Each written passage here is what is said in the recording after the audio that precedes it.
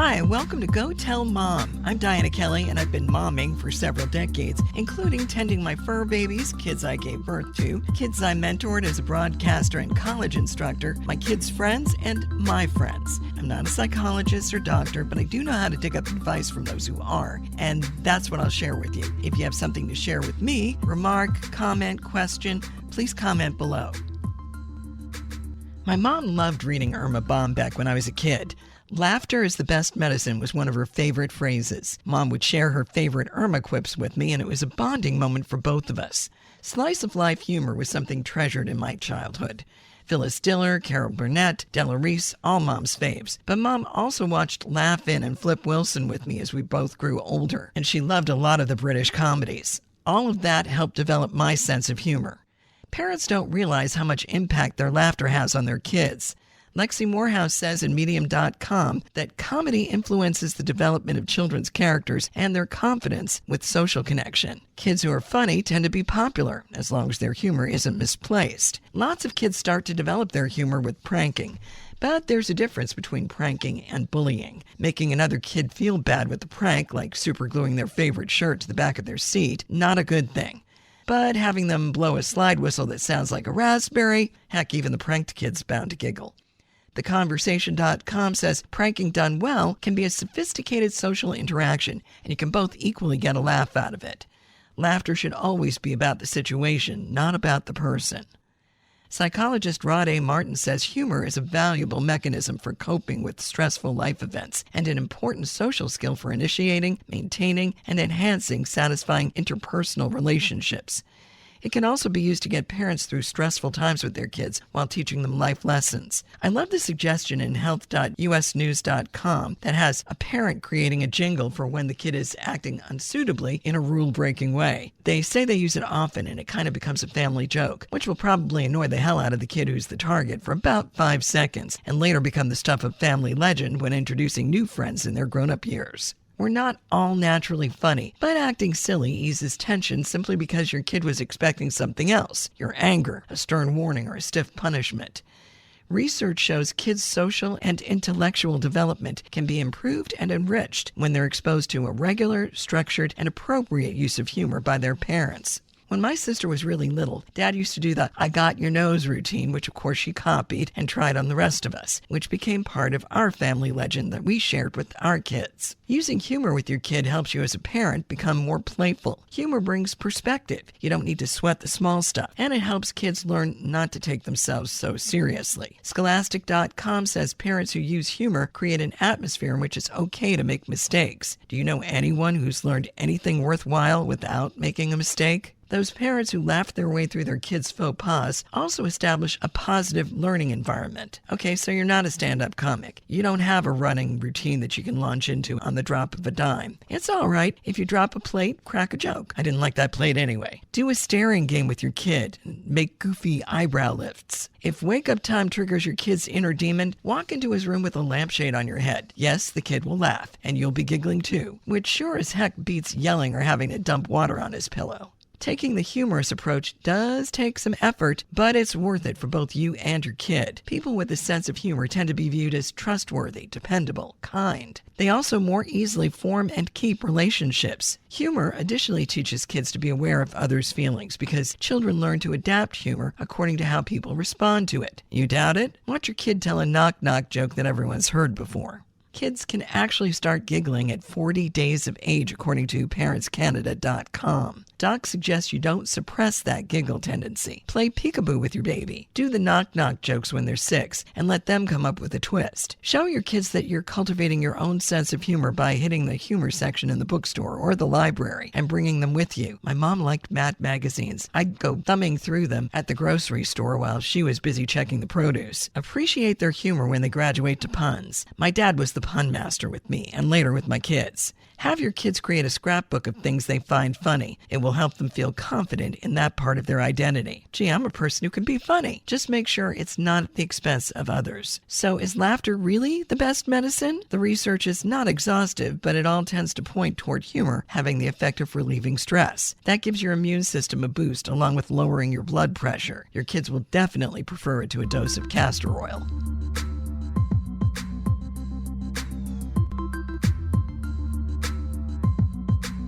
Now joining me is a fellow mom, friend, and colleague, Dr. Sheri Waltz, who, among other things, teaches speech at Volunteer State Community College.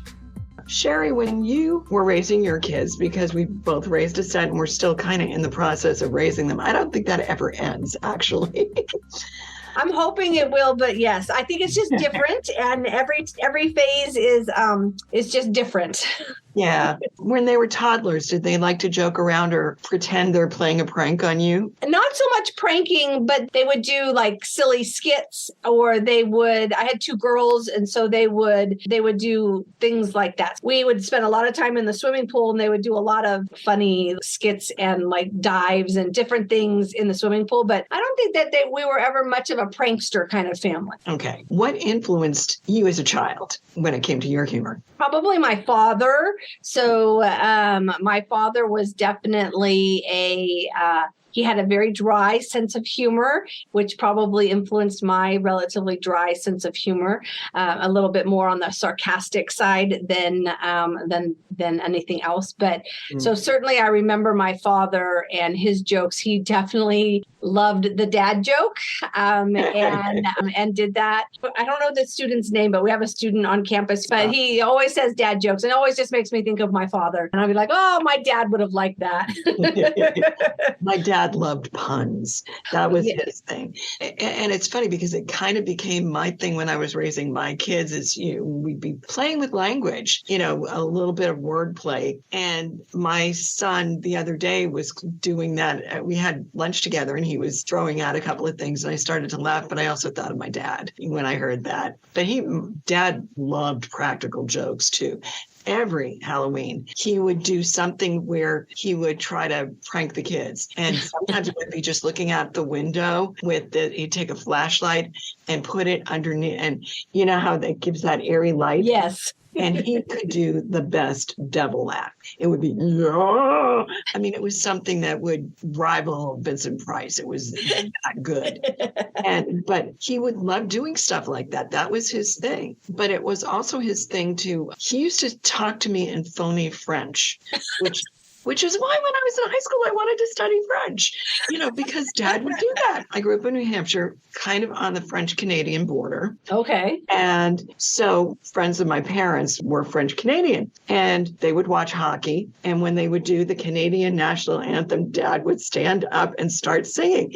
And at first, it was Lenny and Jan were my parents' female friends. They were like smiling. Then they looked at each other like, what is he saying? Because it was phony French. It was perfect in tune. He knew the melody. He just didn't know the words. But that was my dad's sense of humor. Like I said, when we were kids growing up, that was our sense of humor. But you certainly got some of that from your parents, because I think that you're very personable for one, but I can see that fun side of you in a lot of our dealings. And likewise with you. I mean, you definitely have a fun side. And I would think a lot of your dad's there. Did you get anything from your mom? Probably not from my mother, at least not from humor side. Like my mother was a big crafter, and so certainly I got a lot of that from my mother. I'm an avid crafter. If there's a craft out there, I've tried it and I have all the supplies at home. But certainly from my father, I got a love of baking. My father used to love to bake. And my father was just fun. He was just fun to be around. He had a good personality. He had no enemies. He never met a person he didn't like, and so I certainly got that from my father. Yeah, my dad was like that too. He liked people.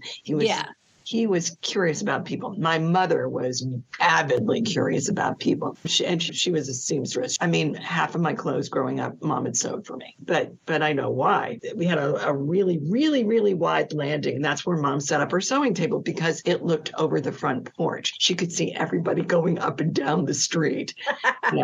But she would see the kids as they were coming on, and so she knew who the pranksters were and the kids that were goofing around and, maybe shoving each other occasionally. And so that was was my mom. She had a very dry sense of humor. But she was, we would watch the Carol Burnett show together, and we would watch all these variety shows that had humorous segments in them. Like, I know this is a little early for you, but like Laugh-In and Flip Wilson show. So we'd be watching that together, and that helped develop my sense of humor. Do you notice any shows that you watched when you were a kid growing up that would have influenced yours? My childhood is very weird, Diana. So my mom died when I was 11, and so there's a large part of my childhood that, for traumatic reasons and things like that, I don't remember. Yeah. So it's like, so some of the childhood things I can't always identify. So that's like, sometimes I don't always have a clear inclination about what happened. In terms of television shows, I can't remember watching shows with my mom when she was alive. When my father was still alive, he loved horror flicks, but especially B flicks. So it was always the bad horror films. And so we would make fun of them. We would look for errors, and we would really enjoy the campiness of those types of shows. Yeah. So those were the types of shows that we looked at, but they definitely weren't like Laugh-In. It wasn't like this. And in my generation, the Saturday Night Live and all of that type of thing. It wasn't those types of shows, but it was still the humor side of horror. And it was all the really bad horror films. And that's what we would watch on the weekends. But part of what made horror shows, especially the campy ones, so good was there was humor in it. I mean, it was clearly there. But even the more sophisticated horror shows, they have that element too, because it kind of gives you a sense of relief there, Yes. And they say that's what humor does. It gives you a sense of relief. Did you ever joke with your kids to ease a tense moment? Yeah, well, all the time, because my children take after me with very high performing, high expectations and very focused drive. And so they have a lot of that with me. And so definitely I could see that they were internalizing that part of me as anxiety, which is not what I have. So I was able to incorporate that in a more productive way. But I could see from my children's perspective, it was materializing as anxiety. And so I definitely tried to release the tension a lot with joking about things or talking about things on the lighter side, or trying to find the humor in whatever just happened. Like, especially as children, something small would happen, like they would drop a school project, and it would be like the end of the world to them, right? That was their world. They had been working on that. That's what they had done, and then we would try to find a way to see it for the moment that it truly is, but they don't have that perspective. And so that was definitely something that I tried to teach them over and over again, was just to help squash some of that anxiety that comes with being an overachiever, with the humor in what's happening. Right. It puts things in perspective. Humor really does that. It's not brain surgery. It's not something really serious. And I think if kids see you taking it lightly, then they're not going to think it's as big a deal. All the shrinks say that's something that you really should congratulate yourself for as a parent, if you can ease that tension, that anxiety that you were talking about. I'm trying to think of how I did it with my kids, and it was just basically, whoops, reset or something like that. But my daughter especially would get very, very traumatized about things because, she was the perfectionist in the family, and my son was more laid back. He would, I think, internalize his irritation. With him, it was always a question of what I let him see on television or movies, because he would invariably ape that and not understand the humor. And there was one time my ex-husband took us to a movie that was R-rated, and it was like an Adam Sandler movie. And there was something that was done in that movie that everybody was laughing, and my son didn't understand it, but he went and imitated it later, and we're like, no, you don't do that. We really don't do that. So I think as parents, we kind of have to watch, what we expose our kids to. Definitely, because humor is layered, right? It's so there is certainly the superficial humor of something, and then there's more nuanced, and oftentimes children and some adults, but they don't get what that nuance looks like, right? So that they don't understand why it's funny. Sometimes thinking about people that are on the autistic spectrum and things like that helps me kind of recognize the layering that happens with humor, because you'll see something and it will be funny, but then somebody in my friend group won't, and it will often be because of the way that they're trying to process that information. Right. It just doesn't land the same way. It is definitely a nuanced communication skill. Yeah. Which is why, like, when I teach public speaking, I'm like, humor is a great way to diffuse, especially if you're doing persuasion and if you are trying to get people to think a certain way. I said, but at the same token, you have to feel very confident and comfortable in it, because humor that falls flat will actually do more harm in the conversation than it will if it works. I said, so, just to put a joke in there is not going to help you. But if you can find a way to lighten the conversation, it lets people's guard down and it allows them to be able to hear the argument that you are making, especially if that argument is very different than what they believe.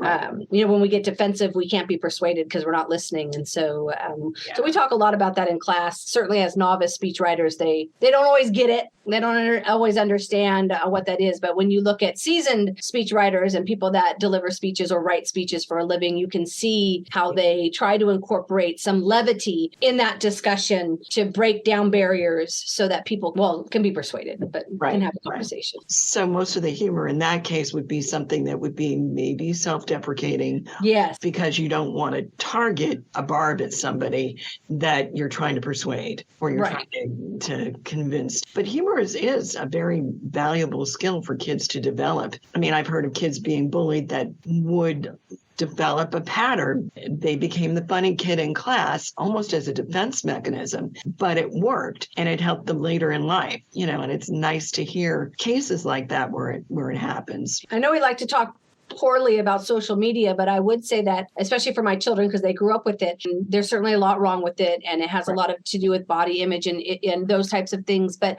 on the flip side, I think it allowed them to see normal people making mistakes, acting silly, and seeing that play out. Because although television is a great example, it is also fake. Not that social media isn't fake, and a lot of it is, but a lot of it isn't, right? And so some of it is just normal people doing normal things, and it really allowed my kids have always been very into YouTube, and now of course with TikTok. But when they were growing up, it was YouTube, and they were always fascinated by watching what other people were doing and learning from it. Yeah. And then you get something like America's Funniest Home Videos or the TikTok or, because you see stuff like that pops up on social media. And it almost makes it seem like, okay, if I trip on something or I have a pratfall or whatever, whether it's intended or not, no big deal, because it happens all the time. I see it all the time on my social media feed. Yes. And that I think is kind of good to expose kids to something like that. I think so, because at least for my children who strive for perfection, I think it's helpful for them to see that perfection that you're aiming for is probably not realistic, and it is probably very curated.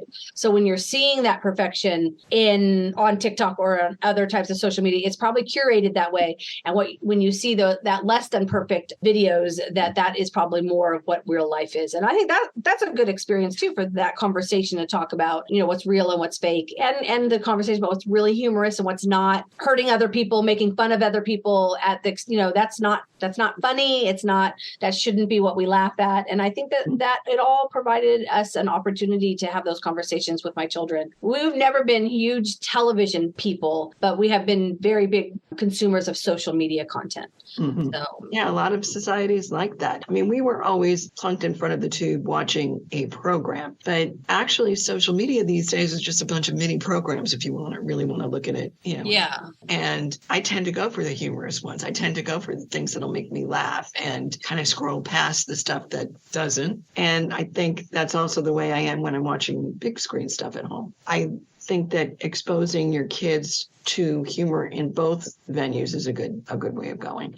For a while there, when COVID first hit, now granted they're not kids at that point, they were in college, but when COVID hit and they came home, I know that we watched a lot of comedians on, like Netflix especially has a lot of comedians that you can watch their circuit and all of that. Some of them have not aged well, so I won't name names about some of the ones that we have watched since 2020, but some of them have, of course, made some mistakes in their content and what they're doing. But we did spend some time. That was actually a very nice relief for COVID in terms of the anxiety that was happening across the country and in the society and all of that. And we did spend some time while they were still home with COVID watching the comedians a lot, and a lot of baking shows. So, we did watch a lot of baking shows. There's humor in baking shows though too. There is, yes. Yeah, because I mean, let's face it, nothing goes perfectly. No, exactly. Yes. That's almost the point of the baking shows, to show you what doesn't go perfectly. perfectly, which is a humanizing thing, just like humor. Yeah. What's most likely to give you a belly laugh? Ooh, well, I definitely like shows and television and things where they're talking about something that is very true, but they take like that angle and you're just like, oh my goodness, like it's just really funny.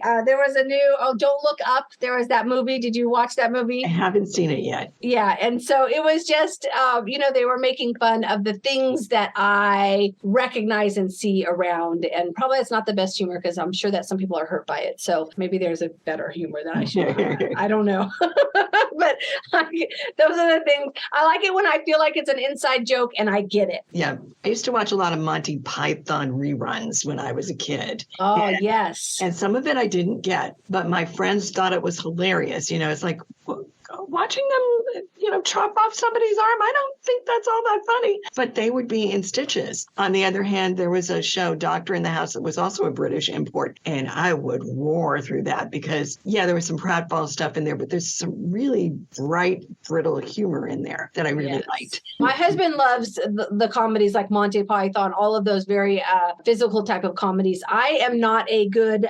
participant in watching television. I am typically on my phone or I'm doing something else. And so those types of shows are difficult for me because I miss the humor because I'm either just listening to it or, doing, something else. And so I'm not a big a fan of those, but my husband loves those. He thinks they're the greatest. Like that's his go-to type of show. Yeah. What would you advise any parent when it comes to helping your child grow a sense of humor? Or do you think you can? Oh, I think you definitely can. I think that it is about providing them the opportunity to experience humor in multiple ways. So whether that is through television or through social media, or it is, for my children, we went to a lot of plays. We're very big into theater and we did a lot of plays, and a lot of them, of course, had a very humorous kind of component to it. So it's just exposing your children to different mediums, whatever makes sense for you. So we were very much into going to plays, and that was a way for my kids to see not only other children and child actors and doing things, but making mistakes, but also the humor that was involved, and then talking about it,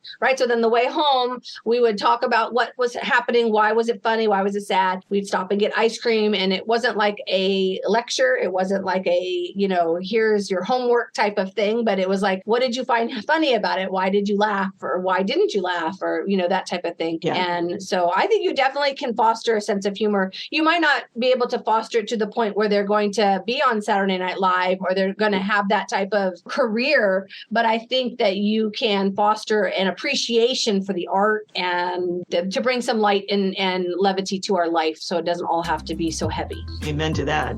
Yeah. Thank you, Sheri. Hey, thanks for listening to this episode of Go Tell Mom, where we chew on stuff that you talk about with your mom, or maybe not. I'm Dianna Kelly. If there's something you want brought up, something you want to add, comment below, and I'll be back next week.